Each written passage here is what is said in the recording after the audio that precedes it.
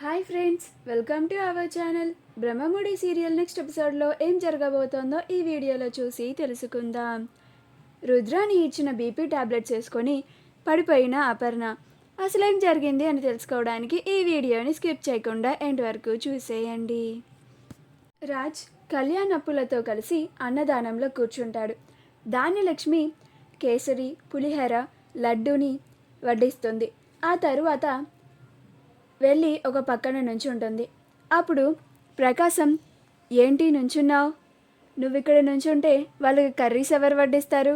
పద అని దగ్గరుండి కర్రీస్ అన్నీ ధాన్యలక్ష్మికి అందచేసి ధాన్యలక్ష్మి చేత రాజ్ కళ్యాణ్ అప్పులకి వడ్డించేలాగా చేస్తాడు. అలా కర్రీస్ వడ్డించిన తర్వాత అన్నం బేషన్ తీసుకొని పద అన్నం కూడా వడ్డించు అని అంటాడు. అప్పుడు ధాన్యలక్ష్మి అలానే రాజ్ కళ్యాణ్లకి అన్నం కూడా వడ్డిస్తుంది. తీరా అప్పు దగ్గరికి వచ్చేసరికి వడ్డించకుండా అలానే చూస్తూ ఉంటుంది. అప్పుడు అప్పు కూడా ధాన్యలక్ష్మిని చూస్తూ ఉంటుంది. అప్పుడు రాజ్ వడ్డించు పిన్ని అని అంటాడు. అప్పుడు ధాన్యలక్ష్మి అప్పుకి కూడా అన్నం వడ్డిస్తుంది.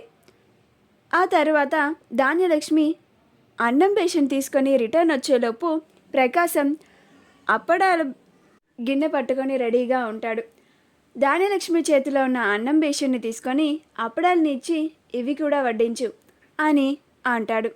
అప్పుడు ధాన్యలక్ష్మి సీరియస్గా చూస్తుంటే అప్పుడు ప్రకాశం, ఏంటా చూపు, వెళ్ళి వడ్డించు అని అంటాడు. అప్పుడు ధాన్యలక్ష్మి అప్పడాలని కూడా వడ్డించి వస్తుంది. రాజ్ కళ్యాణ్ అప్పులు ముగ్గురు తింటూ ఉంటారు. కాసేపు ఆగిన తర్వాత సాంబార్ వేయాలి అని ప్రకాశం సాంబార్ బకెట్ని తీసుకొని ధాన్యలక్ష్మి సాంబార్ కావాలంట పద అని ధాన్యలక్ష్మి చేతే అన్నీ దగ్గరుండి వడ్డన చేయించి వాళ్ళ ముగ్గురిని భోజనం చేయమంటారు. అలా రాజ్ కళ్యాణ్ అప్పులు అందరూ ముగ్గురు భోజనం చేసి లెగుస్తారు. ఆ తరువాత కళ్యాణ్, అన్నయ్య మేము ఇంకా వెళ్ళొస్తాం అని అంటాడు. అప్పుడు రాజ్, అలాగేరా కళ్యాణ్ అని అంటాడు. అప్పుడు కళ్యాణ్ ప్రకాశంకి వెళ్ళొస్తాం నాన్న అని అంటాడు. అప్పుడు ప్రకాశం, మన ఇంట్లోనే ఉండిపోవచ్చు కదరా నాన్న అని అంటాడు. అప్పుడు కళ్యాణ్, అవి అయ్యేవి కాదులే నాన్న, నువ్వు నా మీద బెంగ పెట్టుకోకు, నన్ను ఎప్పుడు చూడాలనిపించినా నువ్వు మా ఇంటికి రావచ్చు అని అంటాడు. అప్పుడు ప్రకాశం, అలాగే రా అని అంటాడు. ఆ తర్వాత కళ్యాణ్ ఇందిరాదేవి సీతారామయ్యలకు చెప్పి అక్కడ నుంచి వెళ్ళిపోతాడు. కావ్య ఆఫీస్కి చేరుకుంటుంది. పరుగు పరుగున ఆఫీస్ లోపలికి వెళ్ళి మేనేజర్ క్యాబిన్లోకి వెళ్తుంది. అప్పుడు కావ్య రాగానే ఆ మేనేజర్, గుడ్ మార్నింగ్ మేడం అని అంటాడు. అప్పుడు కావ్య, గుడ్ మార్నింగ్, ఇక్కడ ఏదో ఫ్రాడ్ జరుగుతుందని నాకు ఇన్ఫర్మేషన్ వచ్చింది అని అంటుంది. అప్పుడు ఆ మేనేజర్, ఇక్కడ ఫ్రాడ్ జరగడం ఏంటి మేడం, మీకు రాంగ్ ఇన్ఫర్మేషన్ వచ్చినట్లుగా ఉంది, ఇక్కడ ఎలాంటి ఫ్రాడ్ జరగడం లేదు మేడం అని అంటాడు. అప్పుడు కావ్య, లేదు నాకు కాల్ చేశారు, ఇక్కడ ఖచ్చితంగా ఏదో ఫ్రాడ్ జరుగుతుంది, మనం వెళ్ళి చూద్దాం పదండి అని అంటుంది. అప్పుడు మేనేజర్, సరే పదండి మేడం అని అంటాడు. అలా కావ్యని దగ్గరుండి తీసుకెళ్తాడు.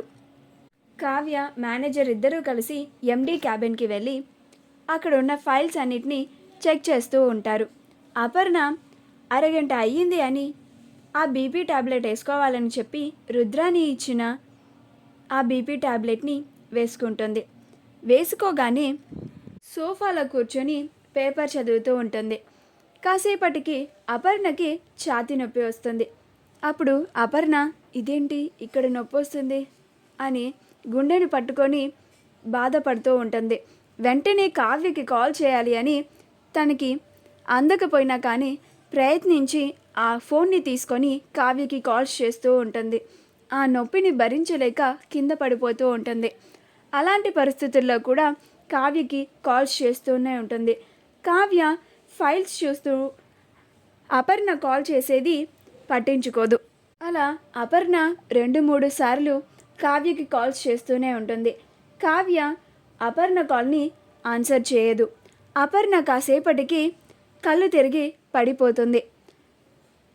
కావ్య ఆ ఫైల్స్ అన్నిటినీ చెక్ చేస్తూ ఉంటుంది. తీరా ఆ ఫైల్స్ అన్నీ చెక్ చేస్తే అన్నీ కరెక్ట్గానే ఉంటాయి.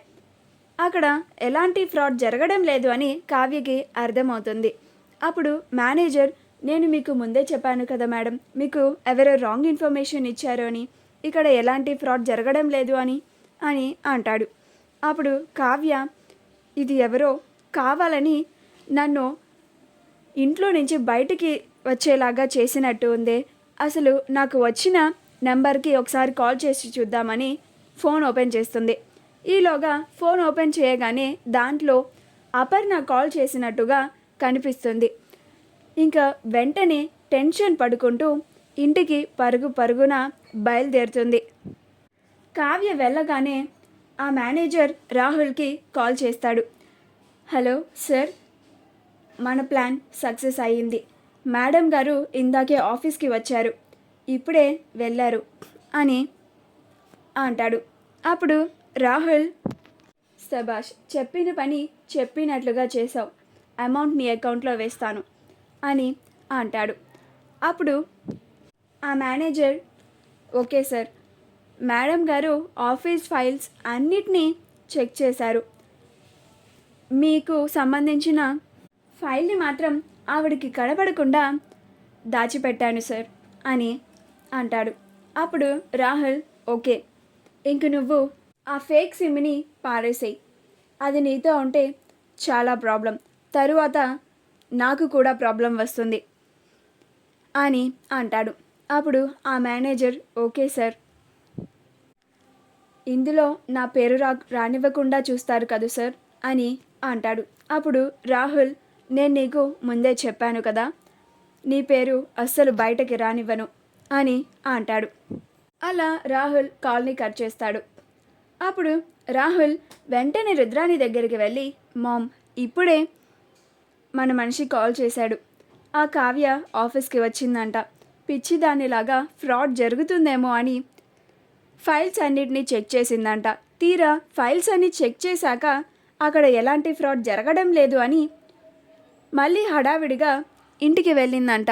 ఈలోగా అపర్ణ అత్తయ్య మనం ఇచ్చిన టాబ్లెట్ వేసుకొనే ఉంటుంది, ఖచ్చితంగా అపర్ణ అత్తయ్య చచ్చిపోయే ఉంటుంది అని ఆనందంగా చెప్తూ ఉంటాడు. అప్పుడు రుద్రాణి కూడా చాలా హ్యాపీగా ఫీల్ అవుతూ ఉంటుంది. మా వీడియో కనుక మీకు నచ్చినట్లయితే లైక్ చేయండి, షేర్ చేయండి, మా ఛానల్ని సబ్స్క్రైబ్ చేసుకోండి, పక్కనే ఉన్న బెల్ ఐకాన్ని క్లిక్ చేయడం మాత్రం మర్చిపోకండి.